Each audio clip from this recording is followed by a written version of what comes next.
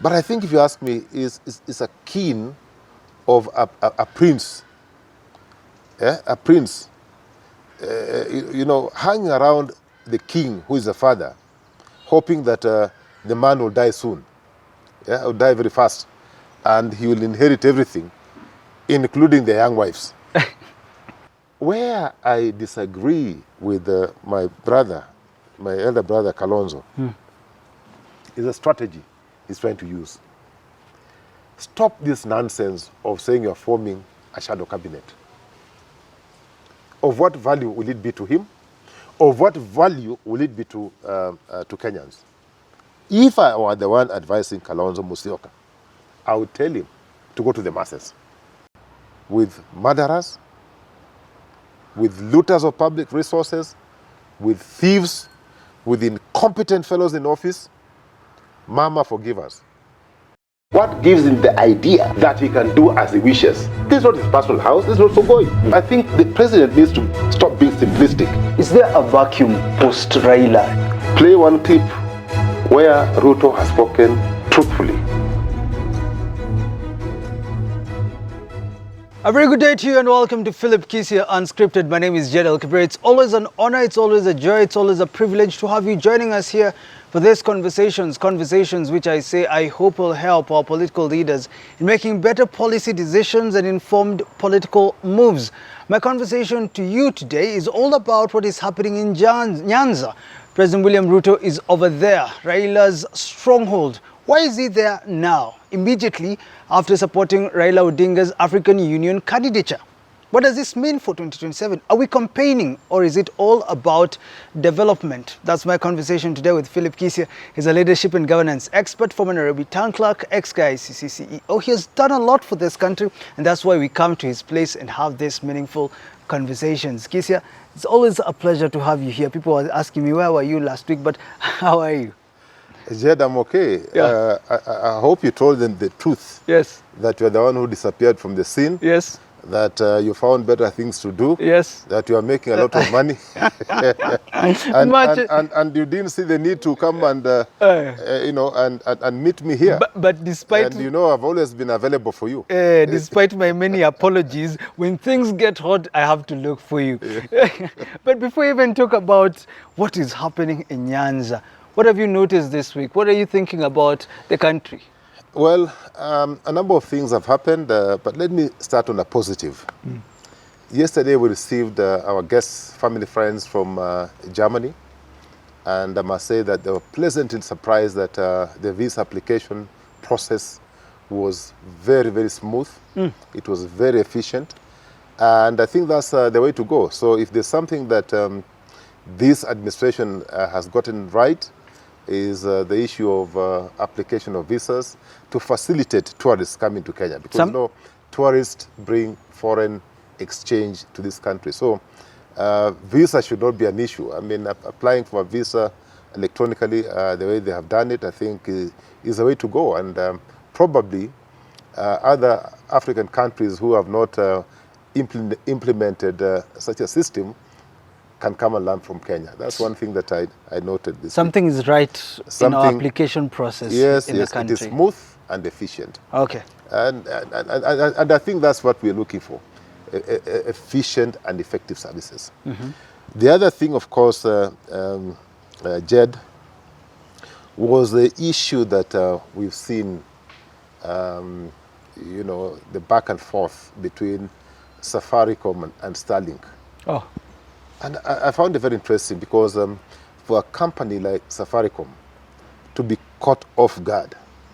Jed, when I was still in school, when I was doing my master's some time back, I think you were still a toddler, more than 2 decades ago. I was somewhere. More than 2 decades ago. Yeah. I think you are still in diapers. Somewhere in the making. Yeah. I mean, for a company like Safaricom to be caught with their pants down, it is shameful. In fact, if I were the board chair, I would have sacked all the top managers. Oh. Because, in business, particularly at that level, there is something that you must be always monitoring, the external operating environment. It is key. That environment is normally within not your control, but it's important that you keep continuously monitor changes in technology, competition, legislation. Those are things that must be closely monitored by a blue chip company like Safaricom. So I was shocked when they were caught with their pants down, and somebody called Starlink walks in and gives a better offer, 25 GB at 1,500. No, actually 50 GB. Yes. At 1,000. 1,300. And Safaricom offering 25 GB at about 3,000 plus. So, I mean, they have been reaping the customers for too long. And I'm happy that competition has caught up with them. But I think most important thing for them to realize is that, I mean, you are not operating in a vacuum. Competition is always monitoring you. And when they see an opportunity, they'll walk in. So they should have been investing in R&D. There's something that we call, there was a subject I remember, it was called environmental turbulence and response to change. Meaning that as a company, you must continuously monitor the competition. How can you be happy? The Kenyans Continuously monitor the competition. Well, let me finish. Continuously monitor the competition and develop a response that is ahead of time. So these people have been caught flat-footed. They should up their game. And I suspect you're about to ask me that, Let me ask. Okay, you ask. Shoot your question. I'm here to answer you. Safaricom has employed so many Kenyans, and we're thinking, how can we support something that is employing people from abroad? How about the Kenyans working for Safaricom's internet? Let me now ask you a question. These people, from the offer that we bought from Starlink, it appears as if they have been making mega profits, more than 1,000% profit. The question should be, are they willing to refund us some money? We are happy that they have recruited a few Kenyans, maybe 1,000 Kenyans or so. We are happy. But in the same vein, it would appear that they have been ripping us off. That is a question. But in any event, Starlink have come in, and I'm sure they'll employ Kenyans. Already I've seen many Kenyans, who have been recruited as sales agents, technicians, and so on and so forth.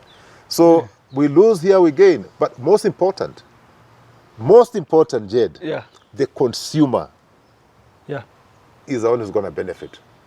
And the consumers of Safaricom, the consumers of technology in this country, in respect to Safaricom, are how many right now? 18 million? Oh. So forget about a couple of Kenyans who have been employed. Millions of Kenyans are going to benefit by the entry of Starlink. Okay. So that should not bother you. I mean, we are saving over 100%. You imagine you're getting 100% more services from 25 to 50 at half the price. Are you not happy? Any other highlights? I thought you should be happy, man. There's a lot of conversation about Starlink versus Safaricom. The other one, of course, Jed, this week we received guests from the East African region, and we're happy. They came in a short notice, I suspect, because that announcement was made, I think, early in the week, that President Ruto was going to host his neighbors. And the response wasn't too bad. I think we had about 3 or so heads of state who were here. But what really caught my eye is the attack, which I thought was a bit undiplomatic, that came from President Museveni, attacking a small young boy who is fit to be a grandson.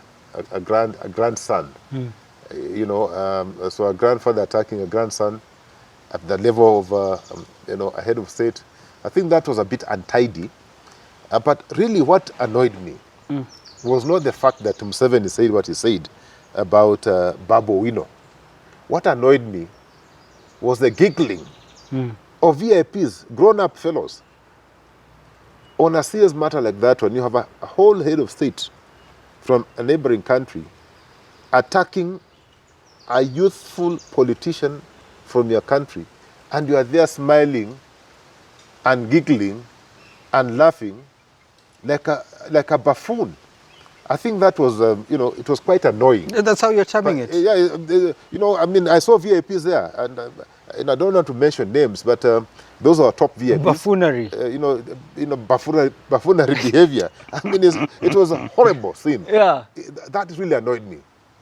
Why so? It really annoyed me. I mean, you can imagine, grown up, a serious matter, head of state is making a statement that touches on a young, youthful leader from your country.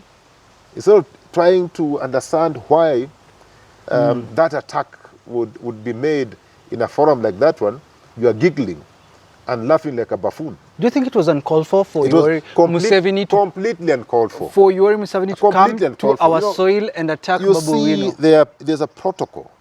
I mean, if he had any concerns to voice, he should have probably... There are channels to pass your complaint.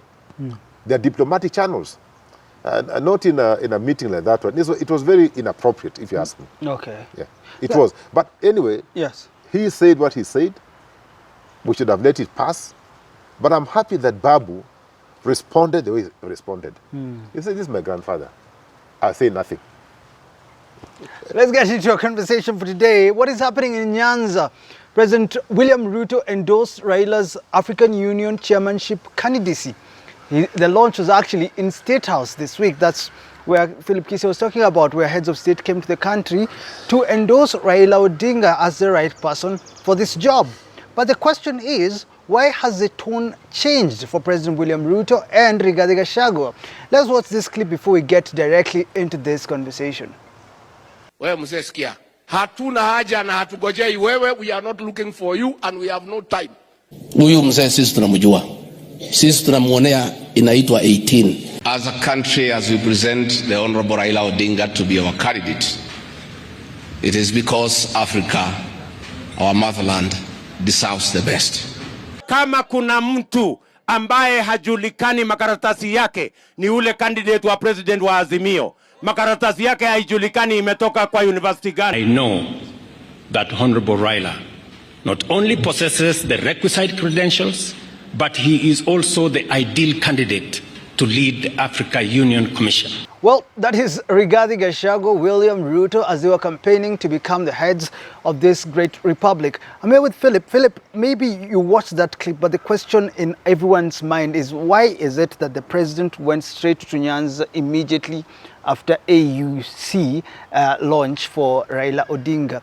Any malice, simply politics? Are we campaigning? I think, Jed, I'll look at it from two perspectives. The first one, in fact, let me make a comment. Okay. Personal comment. Okay. I think if you ask me, President Ruto has seen a gap. He, on face value, appears to be genuine. That he would want to help our party leader, to ascend to a bigger office, to play a key role in continental politics.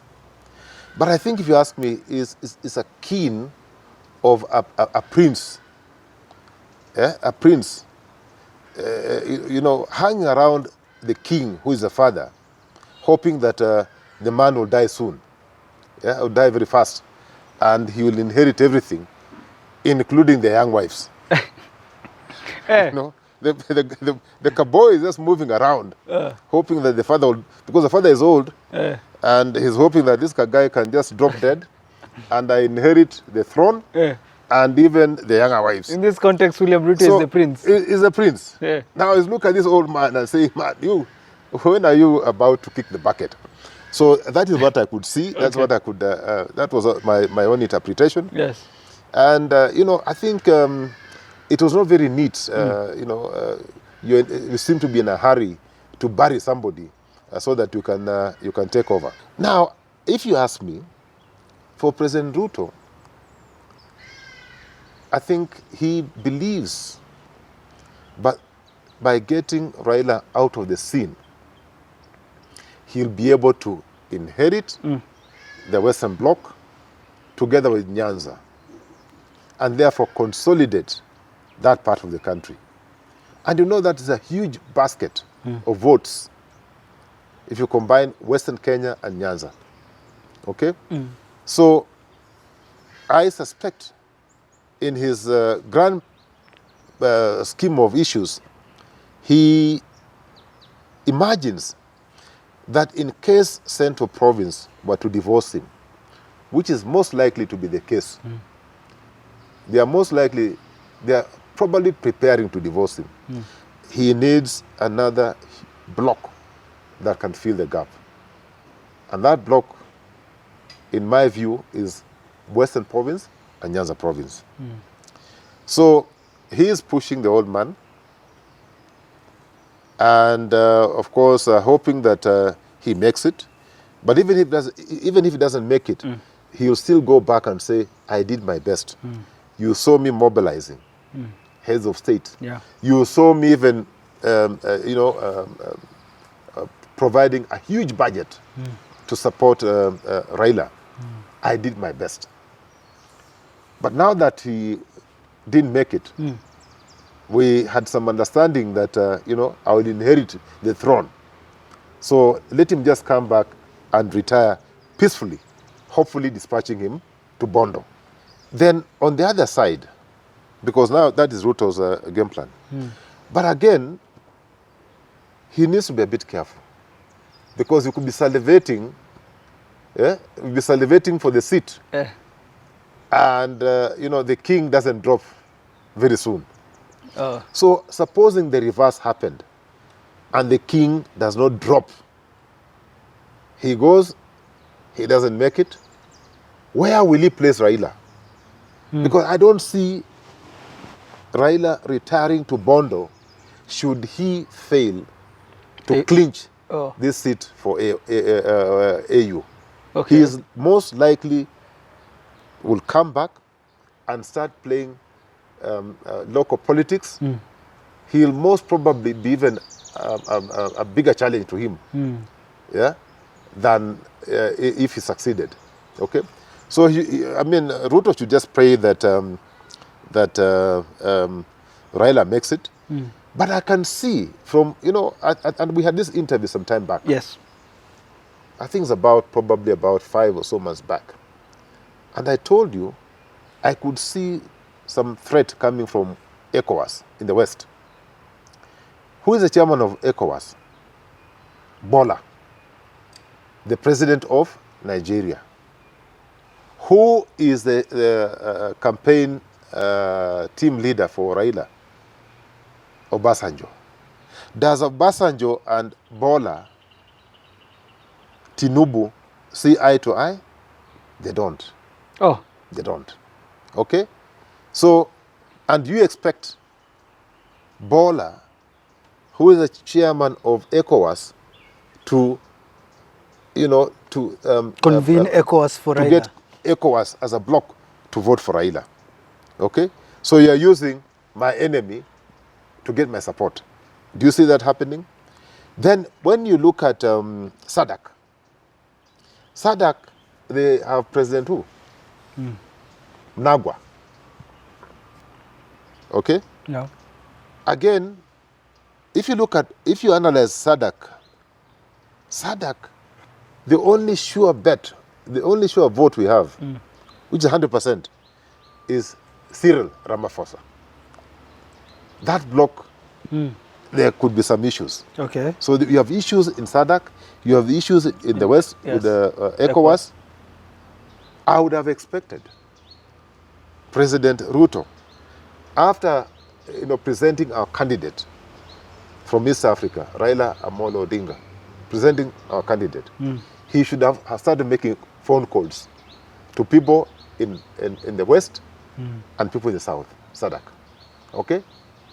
I would have expected him to make a call and make it public that indeed Ethiopia, who failed even to send the ambassador to sit in the meeting to represent the president, I would have expected a call to the president of the Prime Minister of Ethiopia, I would have expected another call to Kagame, our neighbor here. This was such an important meeting, but Kagame somehow didn't find time to come. Remember, Rwanda is in East Africa, but are they Francophone or Anglophone? What are they? Anglo. Are they Anglo? Yes. They're Francophone. The Franco. They speak French. Eh. It's a French country. Rwanda. Rwanda is French. So you see, so what are you telling me? What I'm saying is, there are 50 votes. Yes. The 50 votes, Jade, cannot be found in Nyanza. And Ruto is there. The 50 votes are in the country. They are the president's heads of state. So instead of calling the heads of state, of taking this jet of his and flying to Ethiopia, flying to West Africa, going to South, he took his entourage to Nyanza. Is he indeed serious? Does he really want Raila to win? From the figures we have, it appears as if the Francophone countries have ganged up together. And as we speak, they're about 29. Now, if that bloc of Francophone plus, the Muslim Brotherhood come together and they vote for this guy in there's Djibouti, that two dynamic. Djibouti, yes. Islam. Islam, and then there's a Francophone. If they come together, they're about 29 out of 30. If they decide to vote that way. So why was my president going to Nyanza? I wanted to... Why couldn't he have gone to Machakos? Why did he pick specifically Nyanza after presenting our candidate? Do you have an answer for that? Yes. He was going there to say, you know what? I've done what I could for your Baba, for my friend. I have left him. I've given him all the necessary support. So I wish him well. But I've come to inherit his wives, the young wives. I wanted us to talk about 2027, but because we've talked about AUC's, Raila's candidature there, I would want to understand a little bit about whether or not Raila should read malice in Ruto's support. Even before we talk about whether the dynamics will change with Ruto being received very well there, should Raila tread carefully with Ruto? Because now, as you said, why is he in Nyanza and not making phone calls? Set up. Yeah. The old man has been set up. I have just told you, Jed, you are presented a candidate for a very serious portfolio, chairman of AU. The votes are not in Nyanza. Where should the effort be going? Talking to President, Ghana, and from the information that we are having, it looks like Mahama, who is running against President Nana, is likely to win. Now, Mahama is President Kenyatta's buddy. Uhuru was not even mentioned. Nowhere was Uhuru's name. Okay? So instead of now also approaching this thing as Kenyans and forgetting our differences, I don't know why Uhuru didn't attend. I don't know why nobody made an effort even to mention his name, knowing very well that Uhuru still has a stronghold.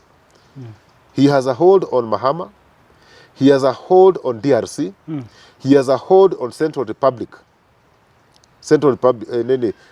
African Republic. He has a hold on those nations. Okay? So we should have been using, forgotten about our differences, and use Uhuru Kenyatta to lobby for us. But instead of doing that, President Ruto went where? He went to Nyanza to campaign, early campaign, launching projects that don't exist. Okay? Meet the people. If indeed you wanted to meet the people, why didn't he go to Ukambani? Don't you think the president can chew gum skills at the same time? Ukambani? Don't you think he can be in Nyanza and still make the same phone calls? Why are you so pessimistic listen. with regards to Raila's I'm just talking about, it's a serious matter. some information we might not know. Listen. No. Where would he have found time and he was busy on the on their sunroof, Yeah. making noise and feeling good Yeah. that Nyanza have received him well. Yeah. Where would they have found time? He was consumed. Let's watch a video of Ruto in Nyanza, come back, talk about 2027 and then opposition. And where is the place of Deputy President Rigathi Gachagua?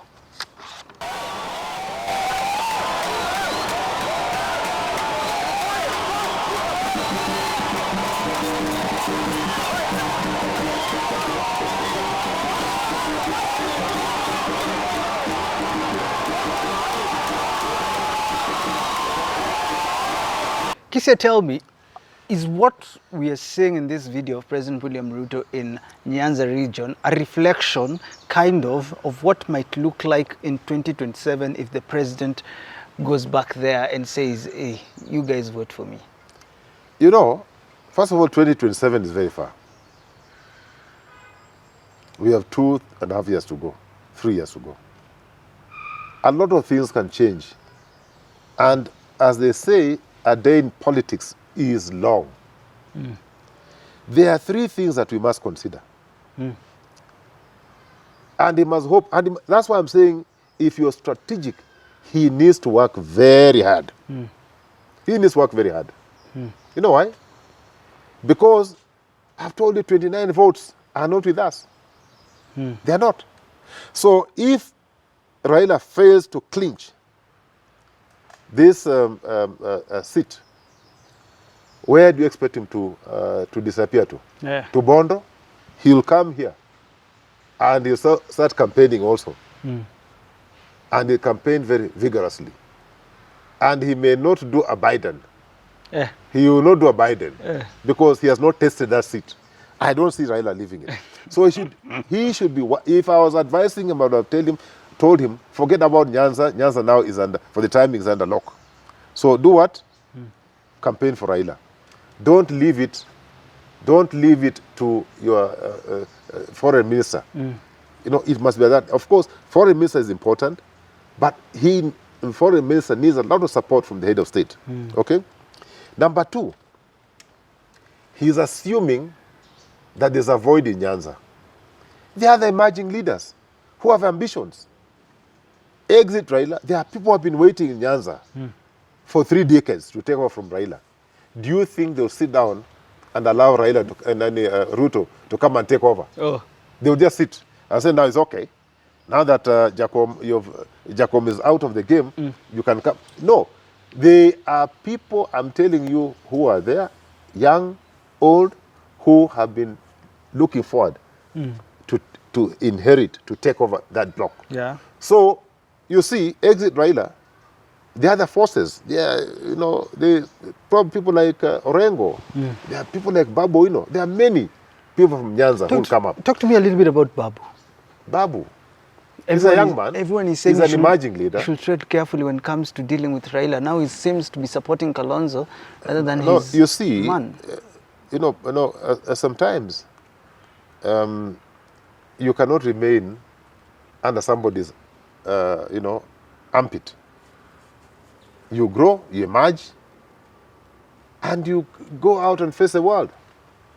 So Babu still has time on his side. And is making the right moves. And you never know. Who told you that maybe Raila just told him, you just, in the event that things don't work for me, I'll come back. Okay? So Babu could be holding the seat for Mzee. Or that space, occupying that space for Mzee. Yeah. When the Mzee comes back, he will just be told, oh, young man, step aside and let me continue. Yeah. So the emerging leaders, both old and young. There's another block of voters, Gen Z, who don't appear, at least 70% of them, they don't appear to follow the old guards. Those are not going to be inherited using the old strategies. These are people who are independent. These are people who probably believe in certain ideologies. Okay? Now, if you come and start talking about tribe, because they're saying they have no tribe, You talk about leaders, say, you know, we're all leaders. Yes. And, you know, so you're going to have a problem. So, Nyanza, exit Raila, the other dynamics which will come into play. That somebody who is a bit keen will be careful. Be careful and don't approach that rich voter block using and applying the traditional methods. Okay. It may not work. Then I'd want to understand the place of Deputy President Rigathi Gachagua in this scenario, because we've just watched his video saying there is literally no way the opposition can be accommodated. They're all even talking about Raila Odinga's credentials, saying he's not qualified. But now the tune has also changed for him.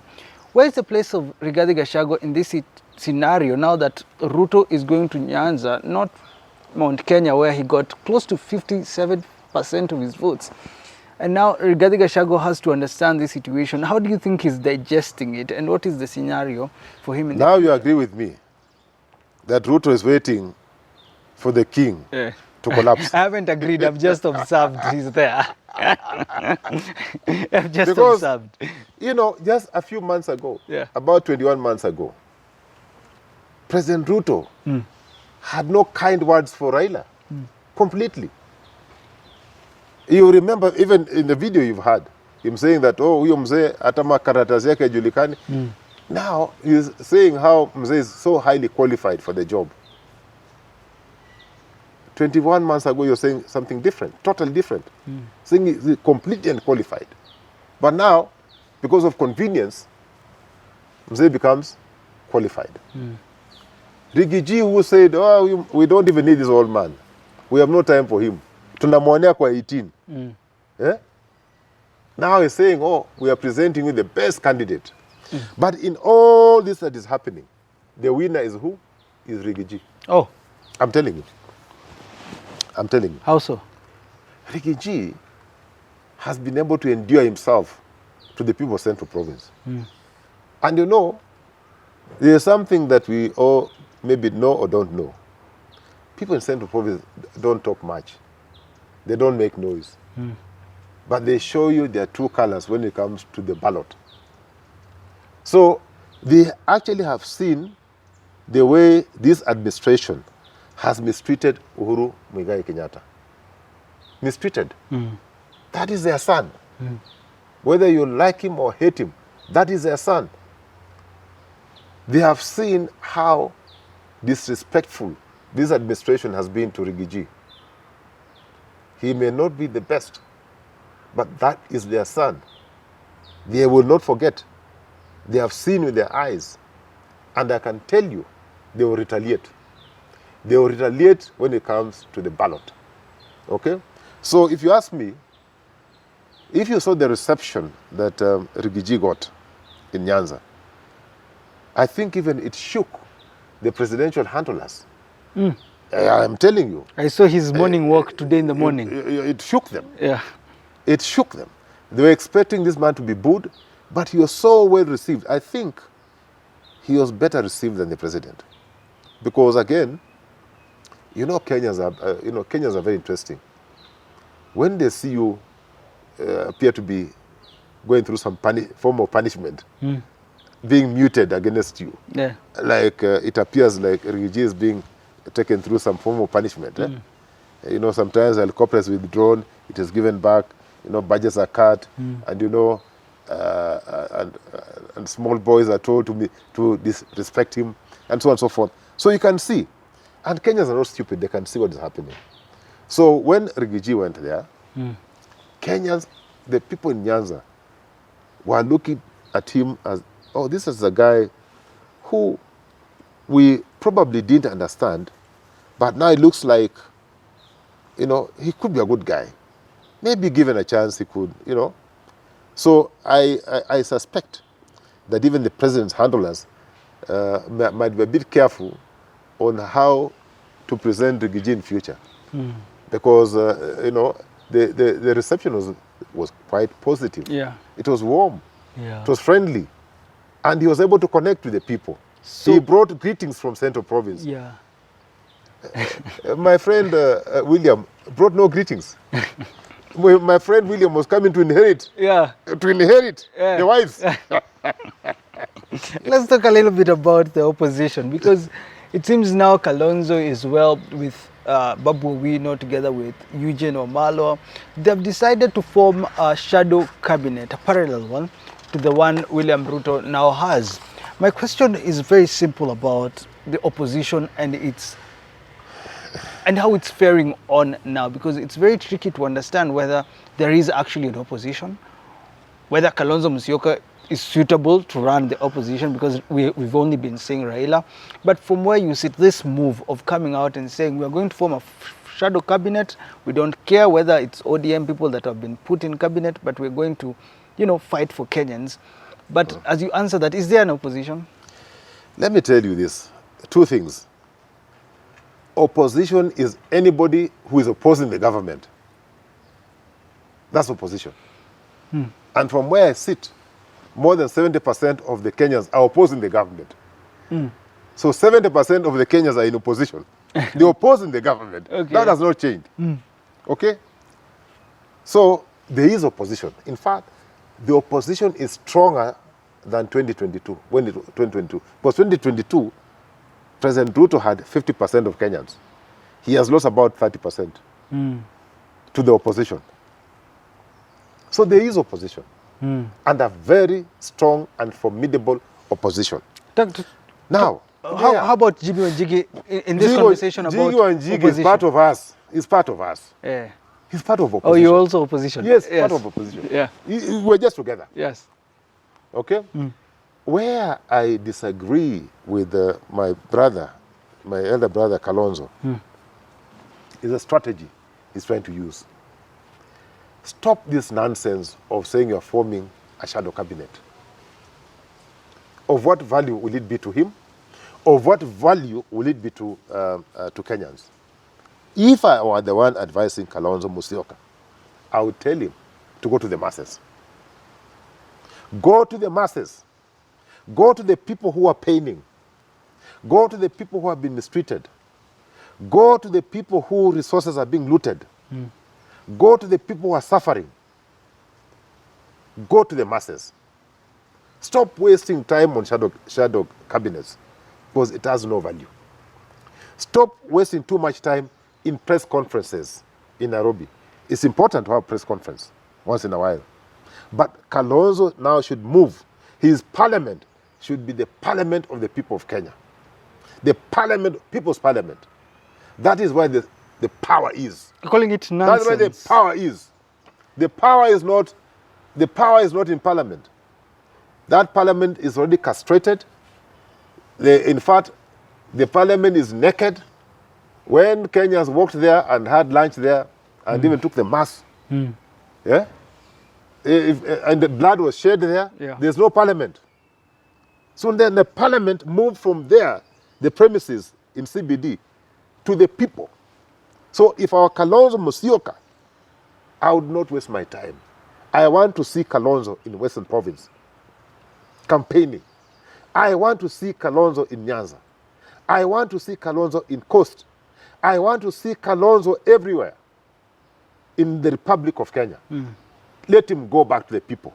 Let him go to the masses. Let him go and take that vote. Because that's what Ruto did.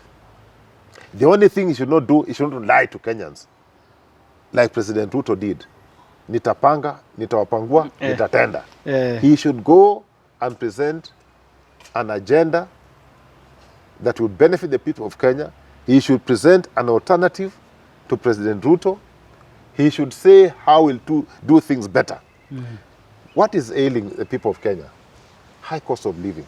Now that's a forgotten topic. Yes. People want us to forget by introducing other things that are irrelevant. Kalonzo should keep that debate alive.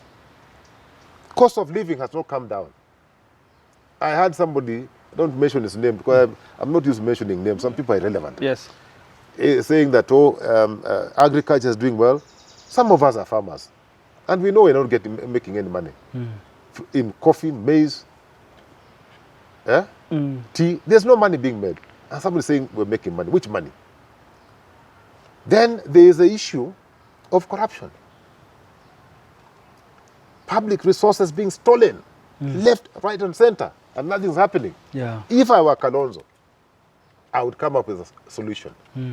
I would come up with an alternative team that is clean and say, this is the team I'm going to work with. Do you think this opposition can actually take power from Ruto? Why not? There are 70% of Kenyans who are dissatisfied with the government. 70%. They are just waiting for somebody to present an alternative arrangement. Okay. 70% of Kenyans, maybe 80%.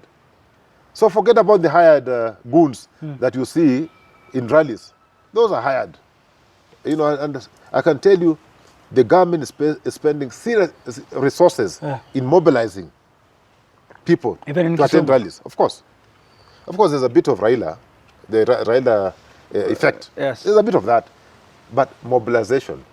You know, when you give somebody a jobless man, you give them 2,000 bob, just to appear in the streets and dance for you and clap for you.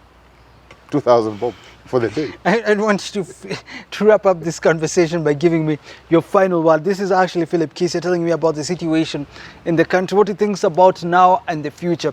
But Kisia, as you give me your final word, what is your advice, not to President William Ruto, but to the opposition? Because now everyone is thinking, are we all in government? Do we have salvation?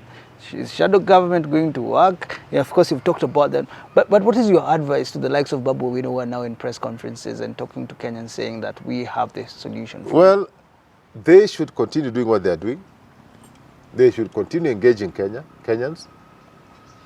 But they should now move to town hall meetings, meeting stakeholders, presenting an alternative government, presenting a new agenda for this country, telling Kenyans how we are going to deal with corruption, okay? Because if we don't want to present an opposition that will be seen as just fresh wine, new wine in old glasses, okay? It must be fresh wine in completely new glasses, new bottles. Okay. Okay? So that is what Kalonzo Musyoka or any other person, including myself, should present hope. Because we are at the point where Kenyans have actually lost hope. When they see, they had hope in Raila. But now, because now Raila has to go to AU, they are wondering what next. So this is an opportunity for the people who are in opposition to emerge and present an alternative agenda. Final word to Kenyans watching this particular program, this 29th day of August. Well, Jed, it is sad that President Ruto still continued the same bad habits, arbitrary arrests. We saw Jimmy Wanjigi and our grandmother, who is in her 90s, being harassed by children fit to be her grandchildren. And these goons or police officers were sent by the same government to do what President Ruto had promised never to do. Okay? Just because people are speaking their minds. Does he think even for a second that Kenyans will stop talking because of harassment? They will not stop. In fact, you give them impetus to take you on and to take you head on.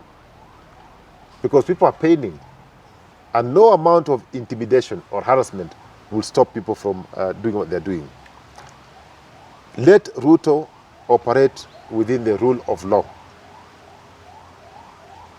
Okay? Because, you know, power is transient. And the power, being transient, you cannot have it forever. The way he's mistreating people, arresting people, you know, locking them up. Tomorrow I'll be in charge. I may do the same to him. But because I am a bit civilized, I may treat him better than he's treating people. The other thing, as I close, of course, Ruto must understand that there is no room for dictatorship in Kenya. If he thinks he's going to be a dictator, we are not going to tire. We shall face him head on. But finally, yes. Jed, you know, there's a video I came across, and I would want you to look for that video. Just look for it. Mama Lucy. We cannot tolerate the leaders who want to be seen on TV every day, on newspapers every day, parading for the press, saying, we shall do this, we don't see the government does this, we don't see this, and this, and this. That is hollow speech. Because from there, they don't go to do anything. And I ask you, the media also, those people who parade for you because they want us to see them on your televisions, and they want us to read about what they told you in your newspapers, ignore them. Because there is nothing they are doing important for Kenyans. People who have something meaningful doing for Kenyans, they don't parade for the media every day. They are busy working. And they don't need publicity. They know themselves. They know their workers. Jed, Mama Lucy, and may God rest her soul in eternal peace. She had warned us. She told us, my people, don't listen to people with empty talk, hollow, empty. They are just advertising themselves from morning to evening, praising themselves. She was a very wise lady. She said, you know what? If you are doing a job, let the job advertise you. The job will speak for itself. So, Mama, forgive us for not listening and taking your advice a bit more seriously. We have ended up here on earth with murderers, with looters of public resources, with thieves, with incompetent fellows in office. Mama, forgive us.